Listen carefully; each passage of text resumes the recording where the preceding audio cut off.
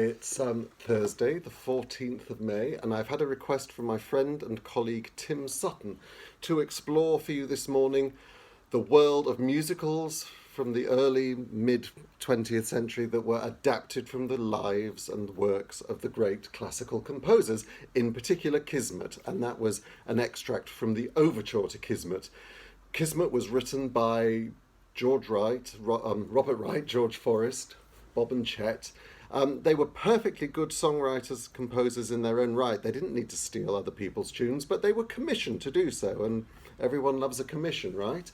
They had a big hit in 1944 with Song of Norway, adapted from the music of Edvard Grieg, kind of telling the story of his life. It climaxes with a ballet by George Balanchine to the piano concerto. If you only know the terrible movie, please look out the stage score. It's completely different from the film, and it's a great listen. Grieg had died 37 years before the musical. Apparently Stravinsky was at the premiere and is reported to have had a very good time, his only criticism being that Grieg was in fact a much smaller man. I'd like to show you here, this is a postcard from a production of Song of Norway at the Open Air Theatre in Scarborough in North Yorkshire in 1951. It looks absolutely wonderful. After quarantine, it may be that open air theatre is the way ahead. I wonder if they've kept the sets and costumes. That would be nice, wouldn't it? KISMET. KISMET came along in 1953 and was Wright and Forrest's biggest hit. It's more musical comedy than operetta. It has wonderful, wonderful orchestrations and vocal arrangements by Arthur Kay. It had exciting, sexy choreography by Jack Cole. It's sort of Las Vegas Goes to Baghdad. And I've been wondering what to perform from KISMET for you, and I was considering being the evil wazir. Was I wazir? I was. Or the glamorous seductress Laloum and singing Rahat Lakum. This was apparently called the filthiest song Cole Porter had ever heard, which is saying something. However, I was thinking about this song that comes towards the end of Act 1. Our hero is up before the evil wazir, and he's about to have his right hand cut off for his sins, and he makes an impassioned plea to keep his hand, saying he needs it for his work. Well, I thought I could, understand that. I'd be pretty scared if Her Majesty's government wanted to remove my right hand. So, what would this feel like? Dear hand, deft hand, clever and facile extremity, fond companion to me from my birth, sweet hand, swift hand, spinner of fable and fantasy, faithful friend of my art, would they rend us apart, leaving no finger or fist there, but just the hint of a wrist there.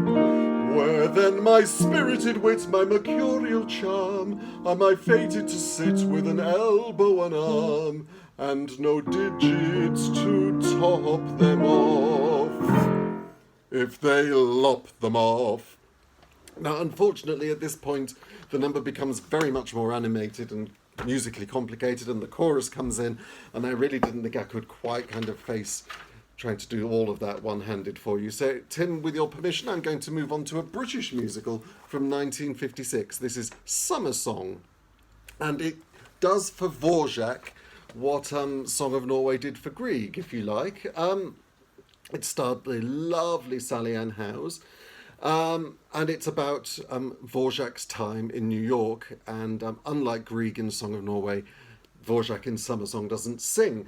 Eric Maschwitz wrote it. He's famous for having written the lyrics to A Nightingale Sang in Berkeley Square and These Foolish Things Remind Me of You, and he won an Oscar for co-writing the screenplay of Goodbye Mr. Chips. That's the Robert Donat version, not the Peter O'Toole version.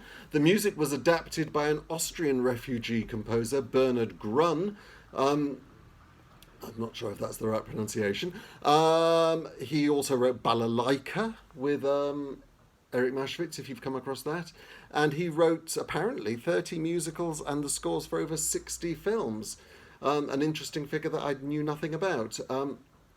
Now, the song I'd like to perform for you from Summer Song is for one of the heroine's friends. Now, if you're familiar with Ado Annie in Oklahoma, or Meg in Brigadoon, or Dorothy Shaw in Gentlemen Prefer Blondes, then you'll be familiar with these lusty girls who have more than marriage on their minds. And in these times of quarantine, if any of you are suffering from sexual frustration, you might understand how she feels.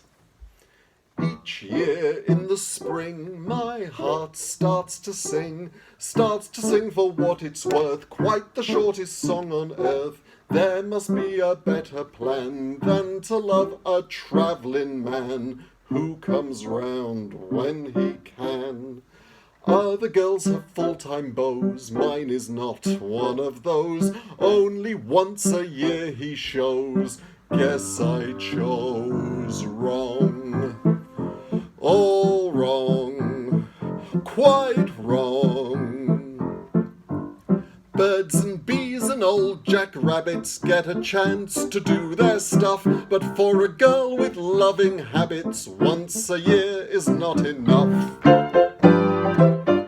Sun may shine or rain be drizzling, all the gals go out to play. I'm alone here gently sizzling, crossing every lonely day off, waiting for that annual payoff. If his loving stays so meagre, I shall have to call his bluff, for when a female beaver's eager, once a year is not enough. He told me he loved me, then what did he do? He took the train, hugged me and squeezed me, and promised to call next year again. Through the winter bleak and cold, I have been as good as gold. There's no percentage in being like gold that I can see. Now that it's springtime and everything's having fun but me. Where's that casual Casanova? Let me get him by the scruff. When you're a dish that's boiling over, once a year is not enough. Every day I'm one day older, dreaming of the stuff that's rough, complaining as I sit and smoulder. Ladies that are ripe for ruin need a heap of regular wooing. Heaven send a guy with bellows, give my flame that well-known puff. Believe me, when it comes to fellows, once a year is not enough. There's actually lots of fun things to explore in Summer Song, and if you happen to know which bit of Dvorak that song was taken from, I'd be fascinated to know. I'm aware of the aria in Prince Igor that Gesticulate comes from. Have a lovely day, and I'll see you all tomorrow.